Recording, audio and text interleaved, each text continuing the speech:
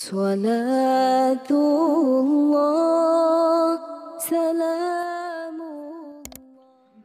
Bismillahirrahmanirrahim. Assalamualaikum warahmatullahi wabarakatuh.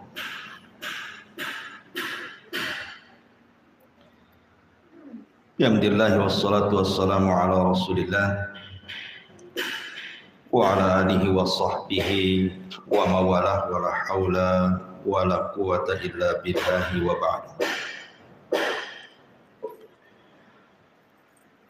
Baik, kita lanjutkan kajian kita. Masih membahas tafsir dari surat-surat pendek dalam juz Amma. Dan pagi ini kita akan membahas surah At-Tariq. Surah At-Tariq ini di dalam tertib Al-Quran dia masuk pada surat ke-86 dengan jumlah ayat 17, jumlah kalimat 61, jumlah huruf 254, dan dia adalah surah dari surah-surah Makkiyah. Artinya turun sebelum hijrah Nabi sallallahu alaihi wa ala alihi wasallam. Dinamakan surah ini surah At-Tariq karena memang ada lafaz di dalam permulaan surat sebutan kalimat At-Tariq. Makanya kemudian nama suratnya juga disebut At-Tariq. Kita akan masuk pada tafsir singkat dari surah At-Tariq ini. A'udzubillahi minasyaitonirrajim. Bismillahirrahmanirrahim. Was-samaa'i wat-tariq. Was-samaa' wat-tariq. Demi langit dan yang datang di malam hari. Wa ma adraka mat-tariq. Dan tahukah kamu apa yang datang pada malam hari itu? An-najmu as-sakit, yaitu bintang yang bersinar. In kullu nafsin lama atau lamma 'alaiha hafid. Ada dua bacaan. Bisa tanpa tasdid. In kullu nafsin lama 'alaiha hafid. Atau in kullu nafsin lamma 'alaiha hafid. Bisa dengan tasdid, bisa tanpa tasdid. Setiap orang pasti ada penjaganya. Falyanzuril insanu mimma khuliq. Maka hendaklah manusia memperhatikan dari apa dia diciptakan. Khuliqa mim ma'in dafiq. Diciptakan dari air mani yang terpancar. Yakhruju min baini sulbi wat tara'ib, yang keluar di antara tulang punggung dan tulang dada. Innahu ala raj'ihi laqadir.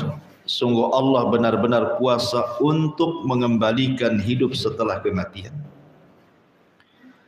Yauma tublas sarair, pada hari ditampakkan segala rahasia. Fama lahu min quwwati wala nasir. Maka manusia tidak lagi mempunyai satu kekuatan dan tidak pula ada pertolongan. Was-sama'i dzatir raj'i, demi langit yang mengandung hujan. Wal ardi dzatis sad'i, dan demi bumi yang menumbuhkan tumbuh-tumbuhan. Innahu laqaulun faslun, sungguh Al-Quran benar-benar pemisah antara hak dan yang batil. Wa ma huwa bil hazl, dan Al-Quran bukan main-main. innahum yakiduna kaida, sungguh mereka orang kafir merencanakan tipu daya jahat kepada wahai Muhammad.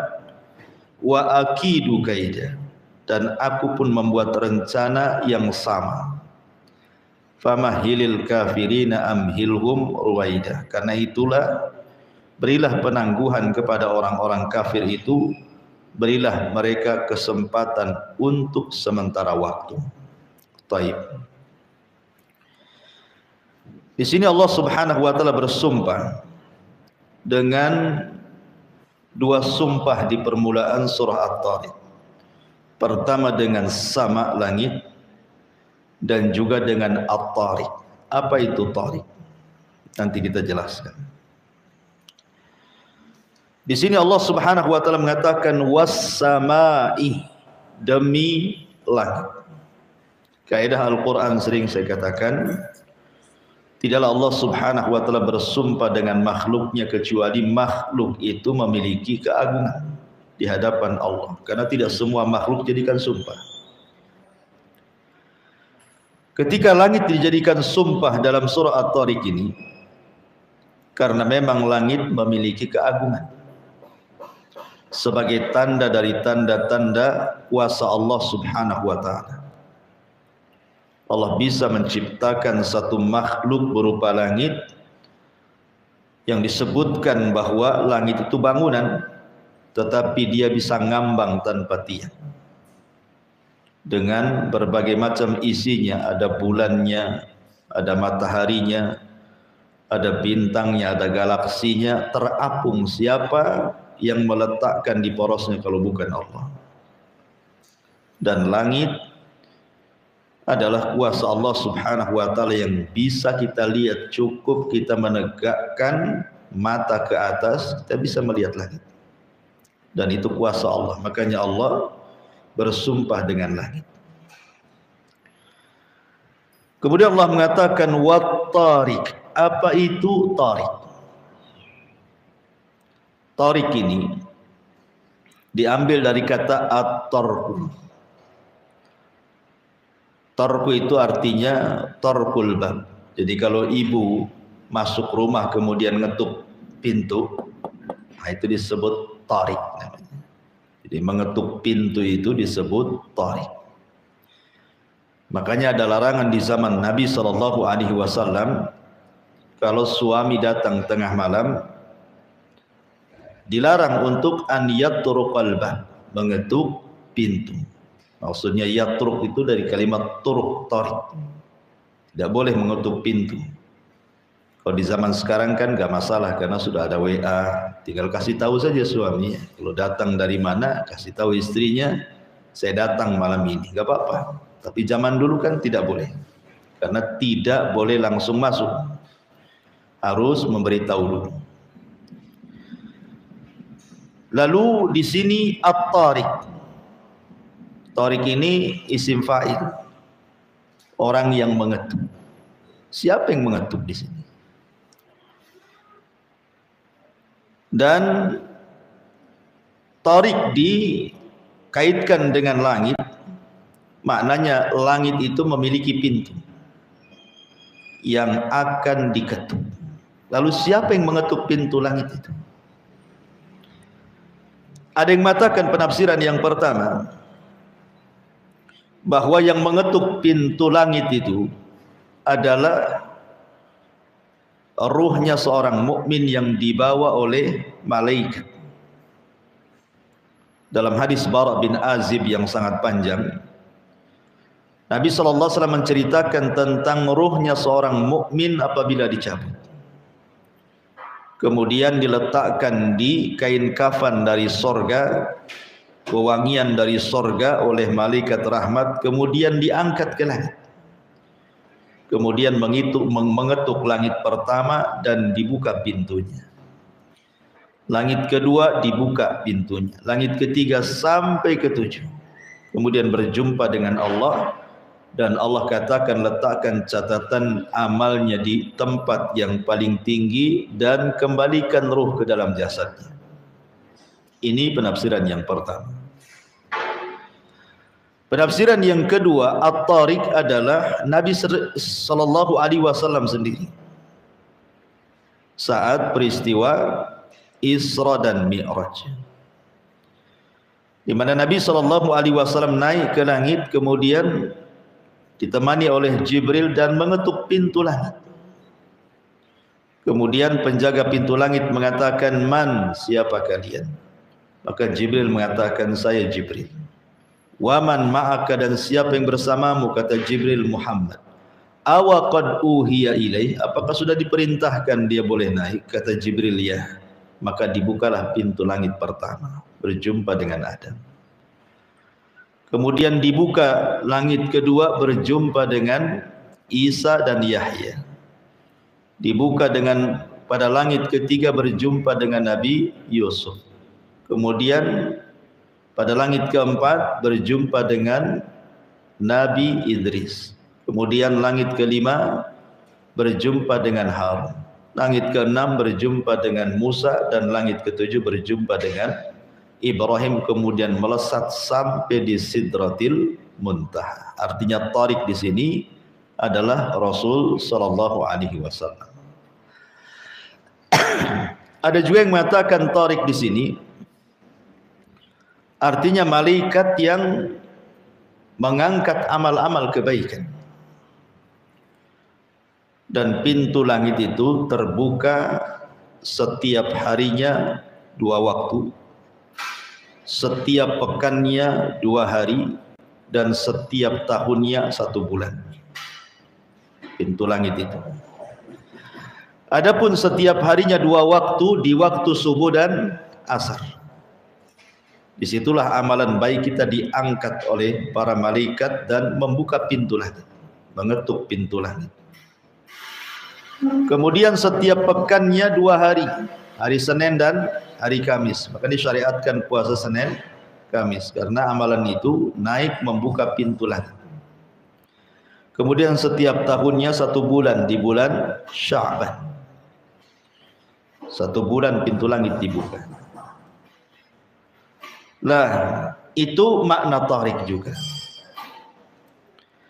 Tetapi di sini ada juga makna Tariq adalah sebagaimana tafsir ayat dengan ayat, seperti dalam ayat setelahnya. Wa ma adraka mat Tariq. Jadi Tariq itu secara bahasa adalah yang datang di malam hari. Jadi kalau seandainya Bu, di siang hari semua pakai sandal, kemudian berjalan, otomatis suara ibu tidak akan terdengar karena banyaknya orang yang melangkah dan yang memukulkan kaki ke bumi. Tapi kalau di malam hari, maka kita bisa mendengar langkah 1-2 orang kan, karena memang tidak banyak yang melangkah di malam hari. Lah, itu dalam bahasa disebut Tariq, artinya yang datang di malam hari, ya kan? Secara bahasa artinya. Tetapi di sini Allah Subhanahu wa taala kemudian mentafsirkan ayat dengan ayat selanjutnya. Wa ma adraka mat Tariq. Lalu tahukah kamu yang datang di malam hari itu? Ingat bahwa Nabi sallallahu alaihi wasallam merintahkan kita untuk berlindung dari sesuatu yang datang di malam hari. Maksudnya yang datang membawa keburukan. Makanya Allah mengatakan min syarri ghasiqin idza waqab. Kita berlindung dari gelapnya malam. Karena malam hari ini mungkin boleh jadi ada pencuri masuk rumah, ada hewan-hewan buas masuk rumah gitu ya. Kita tidak tahu, namanya malam hari kan. Maka kita disuruh berlindung dari Tariq. Maksudnya yang datang di malam hari membawa keburukan. Tapi kalau yang datang di malam hari membawa kebaikan, ya bagus itu ya. Maksudnya berlindung dari yang datang di malam hari dengan membawa keburukan. Wa ma adraka mat Tariq. Sufyan Ats-Tsauri rahimahullahu taala mengatakan, kalau ada kalimat adrak, maka pasti ayat setelahnya memberitahu apa yang dimaksud adrak di sini. Tetapi kalau menggunakan fi'il mudhari' yudrik, adraka yudriku. Kalau pakai yudrik biasanya tidak dikasih tahu setelahnya. Tapi kalau adrak menggunakan fi'il madhi, berarti setelahnya dikasih tahu. Kecuali satu ayat. Al-haqqatu mal-haqqah wa ma adraka mal-haqqah, tidak tahu setelahnya apa. Itu pun satu ayat saja dalam Quran. Tetapi umumnya kalau Allah katakan wa ma adrak, dan tahukah kamu, menggunakan fi'il madhi, berarti setelahnya Allah kasih tahu. Tapi kalau fi'il mudhari pasti tidak dikasih tahu. Kalau dikatakan yudrik berarti tidak dikasih tahu, hanya Allah yang tahu. Wa ma adrak, dan tahukah kamu apa yang datang di malam hari itu? Allah kasih tahu an-najmu as-saqib, yaitu bintang yang bersinar tajam. Bicara tentang bintang, bintang itu memiliki 3 fungsi sebagaimana disebutkan di dalam Al-Quran. Fungsi yang pertama, bintang itu sebagai penghias langit. Langit tanpa bintang itu tidak cantik, tapi langit bertaburan bintang sangat indah. Kita lihat kalau tidak hujan gitu ya, cuacanya sangat bagus dan tidak sedang purnama, bintang bertebaran di langit, indah sekali kita melihat langit itu. Karena memang adanya bintang memperindah langit. Yang kedua, sebagai kompas, penunjuk jalan. Karena di zaman dulu, orang-orang dulu belum ada Google Map, ya kan, di zaman baheula itu bahasanya. Orang melihat arah itu biasanya kalau siang hari melihat gunung, kalau malam hari melihat bintang. Baru tahu arah kemana mereka melangkah. Terutama para nelayan yang ada di lautan, sebelum ada kompas maka mereka akan melihat arah bintang, berarti tahu kemana mereka pulang. Kalau di malam hari dan mereka sedang di daratan pasti melihat gunung. Itu orang dulu begitu kompasnya. Ya. Kecuali di padang pasir dan bawa unta, untanya yang jadi kompasnya. Karena unta itu dia tahu jalan pulang walaupun 1 kali lewat. Sebagaimana dikisahkan oleh Imam Ar-Razi, dia tersesat dengan jamaahnya, tidak tahu harus menuju jalan pulang. Akhirnya dia teringat dengan ayat afala yamduruna ilal ibili kaifa khuliqat. Tidakkah kau lihat bagaimana unta diciptakan? Akhirnya unta disuruh jalan di depan, maka mereka mengikuti dari belakang, dan unta itu bisa mengarahkan mereka sampai ke kampung halaman.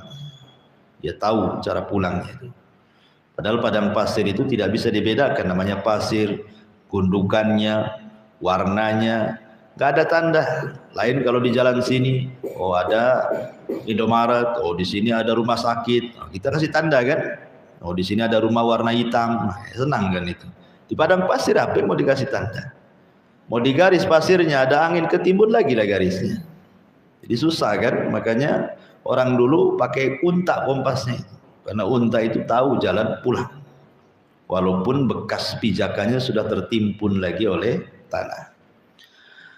Jadi yang kedua, bintang itu bisa dijadikan kompas, dan yang ketiga Allah fungsikan bintang itu sebagai rujuman lisyayatin, melempar setan-setan yang naik ke langit untuk mencuri dengar. Di sini Allah Subhanahu wa taala mengatakan wa ma adraka mat-tariq an-najmu tsaqib. Jadi penafsiran yang keempat, dan ini tafsir ayat dengan ayat, yang dimaksud tariq adalah an-najmu tsaqib. Semua bintang itu disebut at-tariq. Tapi ada juga yang mentafsirkan lain bahwa tariq di sini artinya nama bintang. Ada bintang namanya tariq. Dan kalau kita lihat di Google atau di YouTube gitu ya, itu nanti ada keluar tuh bintang tariq gitu ya. Tapi yang rajih wallahu alam, yang dimaksud tariq di sini adalah semua bintang yang bercahaya itu disebut tariq. Ini Allah Subhanahu wa taala bersumpah dengan langit dan tariq. Baru jawab sumpahnya untuk apa? In kullu nafsin lama ataupun lamma 'alaiha hafid. Dua bacaan. Karena setiap jiwa, itu setiap orang dan manusia, lama atau lamma 'alaiha hafid, Allah berikan penjagaan. Kalimat hafid, penjagaan ini ada dua penafsiran para ulama. Penafsiran yang pertama bahwa Allah Subhanahu wa taala mengutus kepada manusia itu malaikat-malaikat yang menjaga dia. Lahu mu'aqqibatun min baini aidihi wa min khalfihi yahfazunahu min amrillah. Jadi ada manusia itu yang dikirim oleh Allah pada setiap manusia malaikat-malaikat yang menjaganya. Makanya sering saya contohkan, kalau ibu tidur di lantai dari malam sampai pagi bangun, nggak ada semut yang masuk ke lubang hidung. Padahal di rumah banyak semut kan gitu. Coba taruh gula di situ, semut dari mana-mana datang. Tapi kalau ibu ditaruh di situ, tak ada pula semut datang. Suami yang datang. Artinya bahwa siapa yang menjaga coba? Kenapa kok tidak ada binatang-binatang yang mendekat kita? Karena Allah utus malaikat untuk menjaga.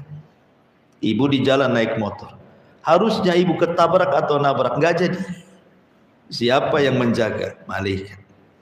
Ya, jadi ibu jalan harusnya kesandung jatuh, kesandung tak jatuh pula.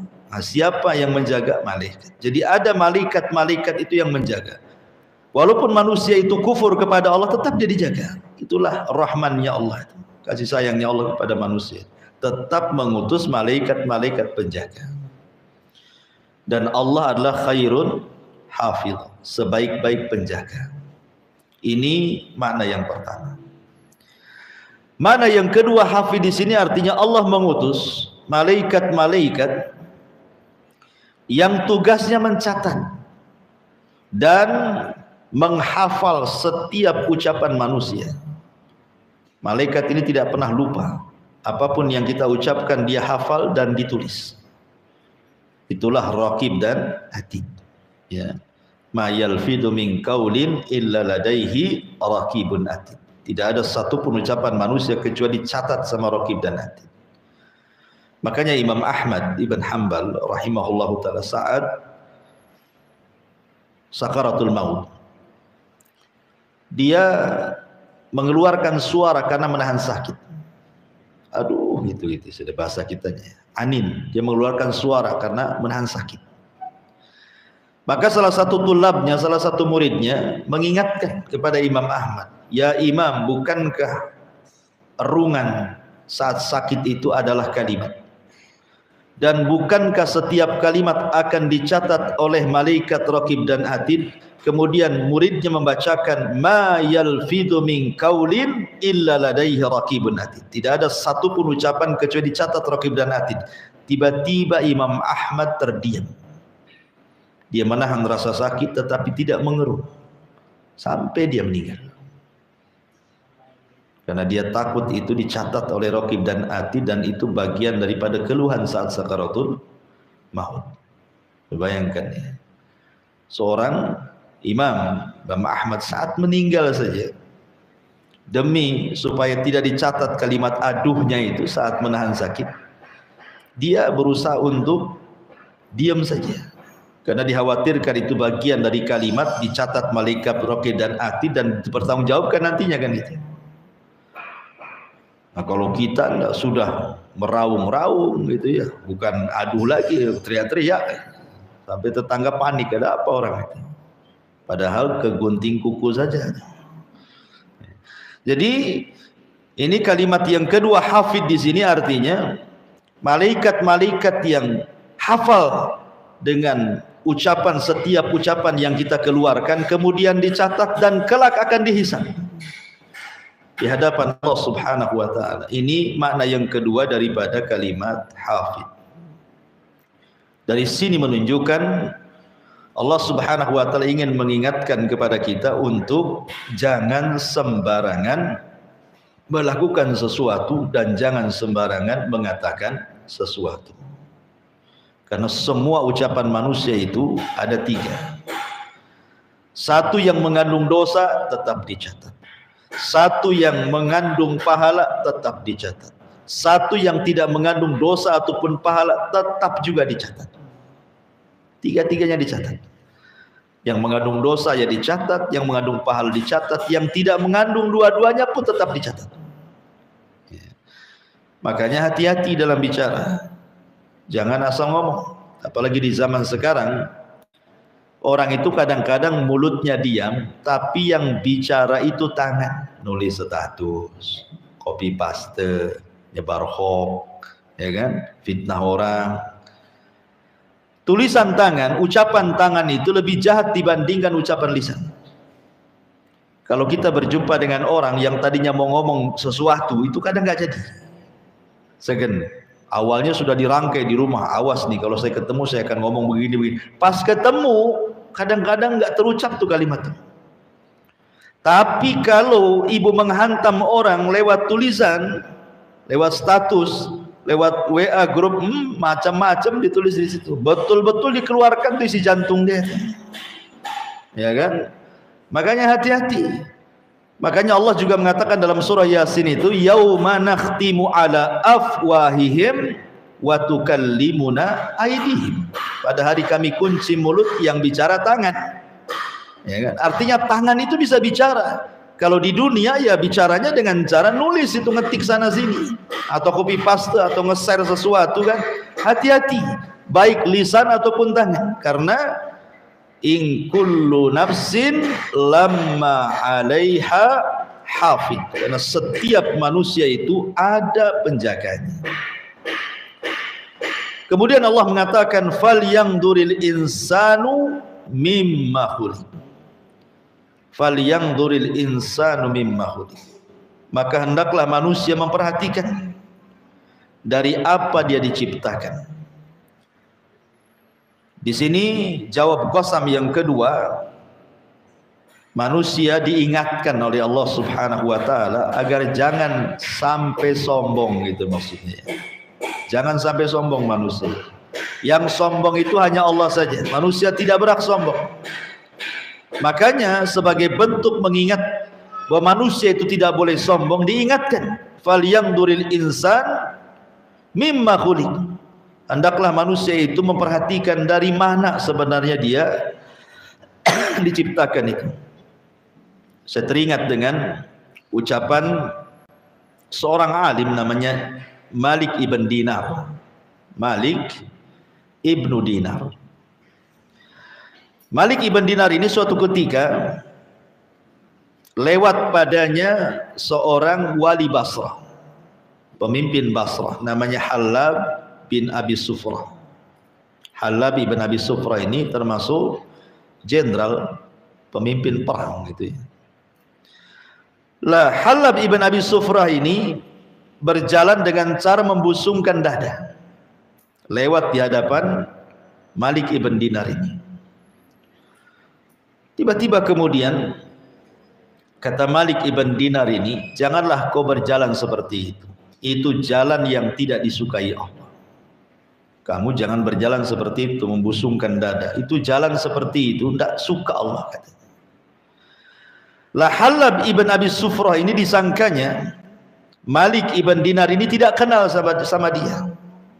Makanya dia ngomong begitu. Karena Malik ibn Dinar kan orang biasa, alim ya, seorang alim. Sementara yang satu ini seorang penguasa. Jadi seolah-olah Halab menyangka bahwa Malik ibn Dinar nggak kenal dia. Kok berani dia ngomong begitu? Ya. Maka Halab ini mengatakan kepada Malik ibn Dinar, ata'arifuni, tidakkah kenal siapa aku, katanya.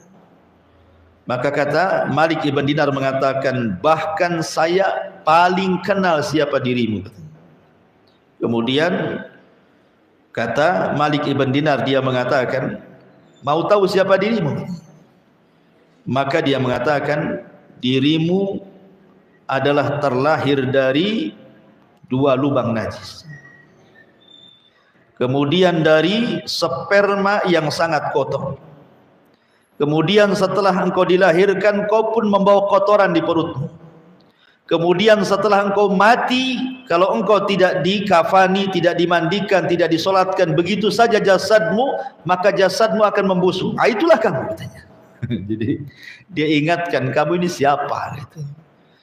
Kamu ini hanya orang yang keluar dari dua lubang, dua-duanya tempat najis. Ya. Baik dari ayah atau ibu kan itu. Dua-duanya tempat najis. Sperma keluar dari suaminya. Kemudian setelah dia lahir dari lubang farji kemaluan ibunya. Dua-duanya tempat najis. Diingatkan, kamu ini siapa? Dan kau tercipta dari air yang hina, air sperma. Kemudian setelah kau jadi manusia, di perutmu itu bawa najis, bawa kotoran. Dan setelah kau mati jadi bangkai, kalau nggak ada yang ngurus, jadi bangkai kau di situ. Baru kemudian dia mengatakan, oh betul juga katanya. Kata Halab ibn Abi Sufra, langsung terdiam.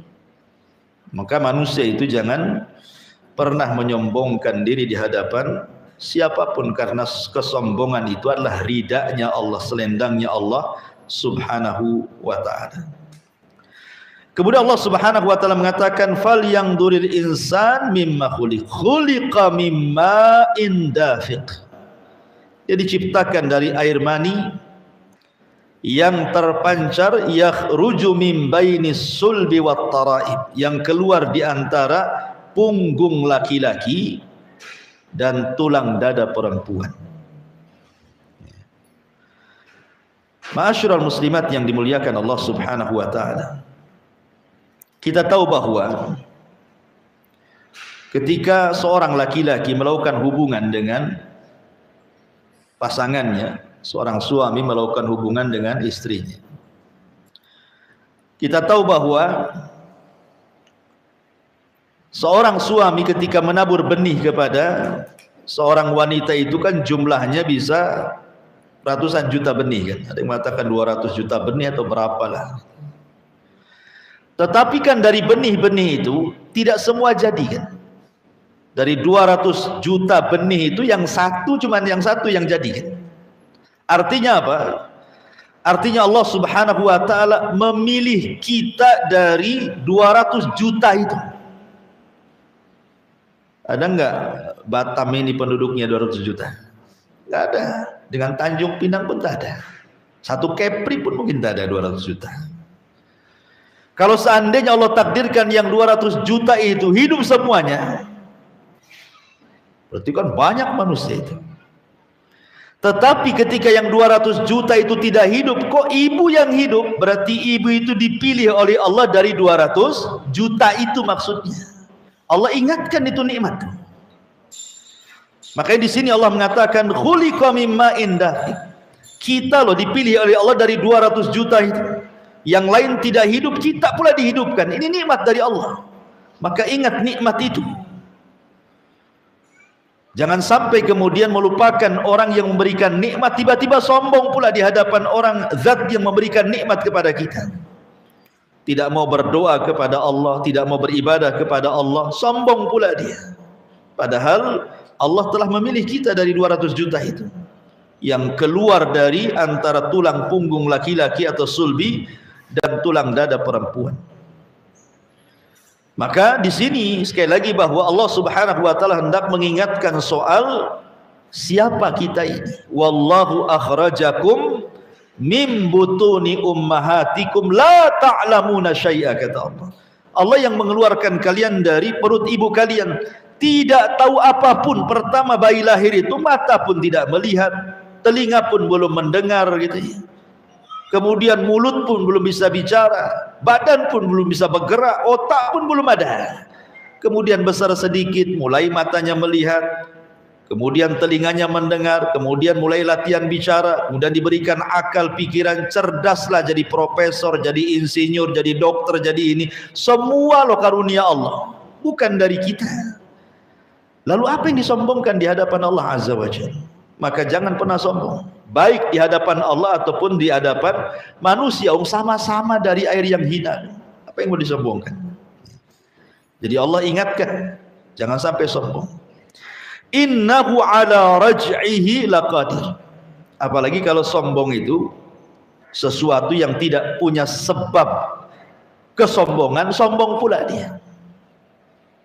Makanya Rasulullah SAW pernah mengatakan 3 orang yang tidak akan dilihat oleh Allah, tidak akan diajak bicara oleh Allah, dan tidak dibersihkan Allah, dan bagi mereka azab yang pedih. Salah satunya apa?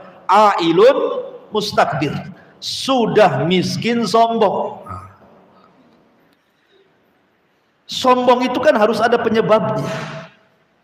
Boleh jadi dia kaya, dia sombong dengan kekayaannya, sebab kaya dia sombong, wajar. Dan itu dia sombong karena kaya. Cantik, dia sombong karena cantik. Sudah jelek sombong lagi. Kemudian dia punya jabatan, sebab jabatan dia sombong. Ini tidak ada penyebab untuk sombong, kok dia sombong? Kan aneh itu. Nggak ada yang disombongkan, kok dia sombong? Makanya Rasul mengatakan, kalau ada orang kaya sombong, itu lebih ringan dosanya dibandingkan orang miskin sombong. Karena orang miskin sombong itu tidak ada penyebab untuk sombong, kok dia sombong gitu maksudnya. Kalau orang kaya sombong ada penyebabnya, karena dia punya harta kan. Makanya orang miskin sombong lebih besar dosanya dibandingkan orang kaya sombong. Dia tidak akan dilihat Allah, tidak akan diajak bicara Allah, tidak akan disucikan Allah, dan bagi dia azab yang pedih. Ngeri ya. Makanya ya dua-duanya tidak boleh, baik orang kaya sombong, orang miskin sombong. Tapi kalau sudah miskin sombong, sudah jelek sombong, apa yang mau disombongkan? Dia nggak punya sebab kesombongan. Jabatan tak punya, kemudian harta tak punya, tampang pun pas-pasan, apa yang mau disombongkan kan itu? Kok aneh orang kayak gini. Jadi ingat bahwa jadilah manusia itu yang tawadhu. Innahu ala raj'ihi laqadir. Sungguh Allah benar-benar kuasa untuk mengembalikan hidup setelah kematian. Dan ini penafsiran yang benar. Karena ada juga mentafsirkan bahwa Allah sanggup mengembalikan manusia yang sudah dewasa jadi kecil, jadi bayi, jadi sperma, dimasukkan lagi ke lubang kemaluan. Ada juga mentafsirkan seperti itu. Maksudnya di sini innahu ala raj'ihi laqadir, maksudnya Allah mampu kelak mengembalikan, menghidupkan setelah kematian. Kan ini konteksnya orang-orang musyrik Arab itu tidak yakin adanya kebangkitan. Orang-orang musyrik Arab itu tidak yakin bahwa ada kehidupan setelah kematian. Bagi mereka, mereka hidup dan mati itu hanya ditentukan waktu saja. Ya, kalau mati ya sudah waktunya. Mereka tidak akan berpikir bahwa mereka akan dibangkitkan, karena mereka berpikir logika akhirnya ketika tidak masuk akalnya ditolak. Tidak mungkin orang jadi tulang belulang, kemudian dimakan cacing tanah, kemudian sudah jadi tanah pun kok bisa Allah merangkai? Ini mustahil. Itulah pemikirannya orang-orang musyrik Arab. Makanya Allah Subhanahu wa taala membantah, innahu ala raj'ihi laqadir. Allah Maha mampu untuk membangkitkan setelah kematian, walaupun sudah seperti tanah, sudah jadi tanah. Allah mampu karena ada satu tulang ekor yang tidak bisa dilihat kecuali dengan alat, itu tidak pernah dihancurkan Allah walaupun kiamat dibangkitkan. Dari tulang ekor itulah yang tidak bisa dilihat kecuali dengan alat, kita dibangkitkan kembali oleh Allah Subhanahu wa taala. Kemudian Allah mengatakan yauma tublas sarair, dan setelah dibangkitkan yauma tublas sarair, pada hari kelak, pada hari kiamat semua rahasia akan tampak. Di dunia Bu, kalau ibu tidak suka dengan orang pasti disembunyikan, orang tidak tahu. Sok senyum depan kita, rupanya dia pula yang menikam kita. Karena kita tidak tahu kan, itu rahasia. Di dunia ini yang hasad tetangga sebelah mana kita tidak tahu, yang kiri kah, yang kanan kah.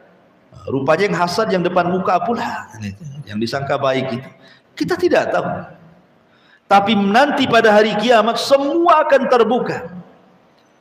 Hatinya orang-orang kafir dari kekafirannya akan terbuka, kemunafikannya orang munafik akan ketahuan, imannya orang yang beriman akan ketahuan, ikhlasnya orang yang ikhlas akan ketahuan, riyanya orang yang riya akan ketahuan. Semua akan dibongkar. Yauma tubla sarair la yakhfa alaikum khafiyah.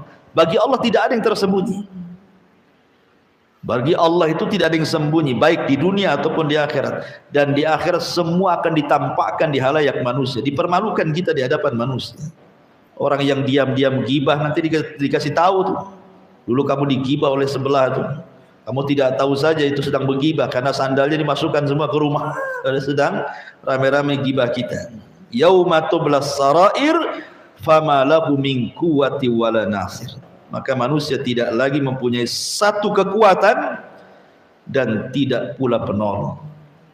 Di dunia kalau ada masalah cari pengacara, cari lawyer, cari orang kaya, cari backingan tentara, polisi. Iya di dunia. Di akhirat mana ada? Backingannya cuma amal saja.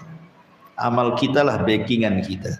Makanya ketika Nabi SAW mengumpulkan semua kerabatnya, sampai mengatakan, ya Fatimah binta Muhammadin salini ma syi'ti fa inni la ugni anki minallahi syai'a. Hei Fatimah, mintalah dari dunia aku kasih, tapi untuk keselamatan di akhirat aku tidak bisa jamin. Padahal Fatimah anak Nabi. Hei Safiyah, ammatu Rasulillah, bibinya Nabi, aku tidak bisa menjamin keselamatan kau di akhirat. Hei Abbas, pamannya Rasul, aku tidak bisa menyelamatkan kamu di akhirat. Itu yang jelas-jelas keluarga Nabi. Ada hubungan kedekatan dengan Nabi. Kita kenal siapa Fatimah, siapa Safiyah, siapa Abbas, tapi Rasul tidak bisa memberikan pertolongan kepada mereka. Memang ada syafaat. Ya, memang ada syafaat di pada hari kiamat itu ada syafaat. Syafaatnya Allah, syafaatnya para malaikat, syafaatnya para nabi, syafaatnya para syuhada, syafaatnya anak-anak soleh, syafaatnya orang-orang yang baik dengan kita dari orang-orang soleh. Tetapi syafaat-syafaat itu tidak berguna kalau kita tidak punya amal. Tidak ada gunanya. Orang kafir tidak dapat syafaat karena tidak punya amal mereka. Jadi hakikat yang menyelamatkan kita bukan syafaat, tapi amal kita sebenarnya. Karena dengan sebab amal kita lah maka kita diberikan syafaat. Ya. Makanya di sini fama lahu min quwwati wala nasir, artinya yang menyelamatkan kita adalah amal kita. Kemudian Allah mengatakan was-sama'i dzatir raj'i. Kembali Allah bersumpah, ini sumpah kedua kalinya. Was-sama'i dzatir raj'i, demi langit yang mengandung hujan. Tentu yang dimaksud sama langit pada sumpah kedua dengan langit pada sumpah pertama berbeda. Maksudnya pada sumpah pertama was-sama'i wat-tariq, artinya langit dunia. Ya. Langit dunia. Tetapi yang dimaksud was-sama'i dzatir raj'i sama di sini maksudnya bukan langit dunia, tetapi maksudnya awan. Jadi Allah bersumpah dengan awan karena awanlah yang mengandung air kan itu ya. Di sini bersumpah dengan awan. Walaupun secara bahasa langit itu ma fawqa ra'si fahuwas sama, di atas kepala itu disebut langit. Tapi yang dimaksud was-sama'i dzatir raj'i di sini Allah bersumpah dengan awan yang membawa air.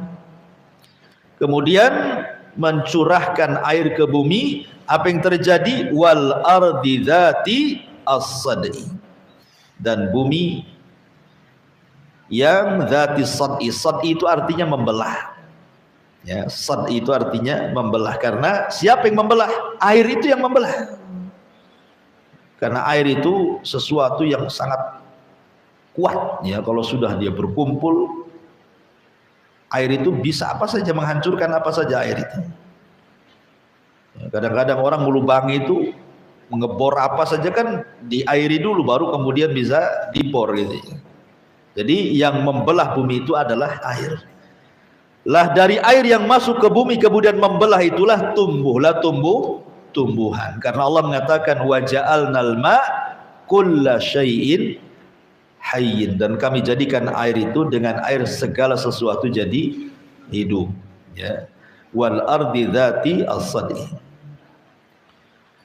Di sini baik air berupa hujan, ini kan cerita hujan. Kalau yang pertama cerita air sperma, kan itu ya. Kalau ini kan cerita air hujan, dua-duanya datang dari Allah. Baik sperma ataupun air hujan, dua-duanya datang dari Allah. Air sperma menyebabkan hidupnya manusia.